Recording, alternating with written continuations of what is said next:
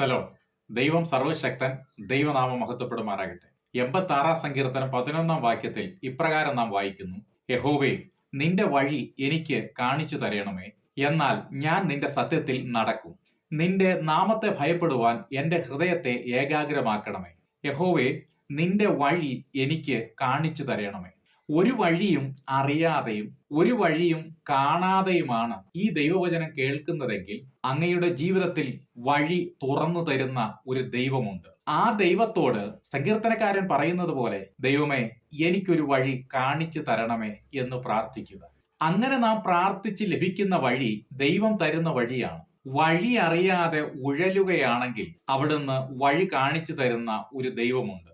ദൈവത്തിന്റെ വഴിയെക്കുറിച്ച് നാം പരിശോധിക്കുമ്പോൾ അവിടുത്തെ വഴി സമുദ്രത്തിലും പാതകൾ പെരുവെള്ളത്തിലുമാണ്.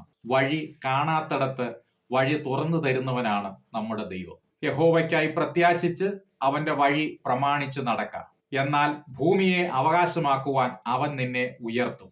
ദൈവത്തിന്റെ വഴി പ്രമാണിച്ച് നടന്നാൽ, അഥവാ ദൈവ വഴിയിൽ നാം നടന്നാൽ, ചിലത് അവകാശമാക്കുവാനും ചിലത് അവകാശമുള്ളതായി മാറുവാനും ഇടയായിത്തീരും. തന്നെയുമല്ല, അവിടുന്ന് നമ്മെ ഉയർത്തുകയും ചെയ്യും. ആയതിനാൽ ദൈവത്തിന്റെ വഴി പ്രമാണിച്ച് നടക്കാം, അഥവാ ദൈവ വഴിയിൽ നാം നടക്കാം.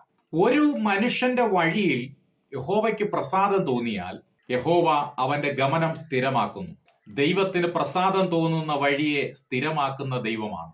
നിന്റെ വഴി യഹോവയെ ഭരമേൽപ്പിക്കുക, അവനിൽ തന്നെ ആശ്രയിക്കുക, അവൻ അത് നിർവഹിക്കും. നമ്മുടെ വഴി യഹോവയെ ഭരമേൽപ്പിച്ചു കഴിഞ്ഞാൽ ആ വഴിയിൽ വേണ്ടുന്നതെല്ലാം അവിടുന്ന് നിർവഹിച്ചു തരുന്ന ദൈവമാണ്. കാരണം ദൈവത്തിന്റെ വഴി തികവുള്ളതാണ്. നമ്മുടെ വഴികൾ പലപ്പോഴും തികയാതെ വരുമ്പോൾ, പൂർത്തീകരണം കാണാതെ വരുമ്പോൾ, നമ്മുടെ വഴികൾ ദൈവത്തിൽ ഭരമേൽപ്പിച്ചു കഴിഞ്ഞാൽ അത് പിന്നീട് ദൈവത്തിന്റെ വഴിയായി മാറുകയും ആ വഴി തികവുള്ളവതായി മാറുകയും ചെയ്യും. ആമേൻ. ഈ വചനങ്ങളാൽ ദൈവം നമ്മെ ഏവരെയും അനുഗ്രഹിക്കുമാറാകട്ടെ.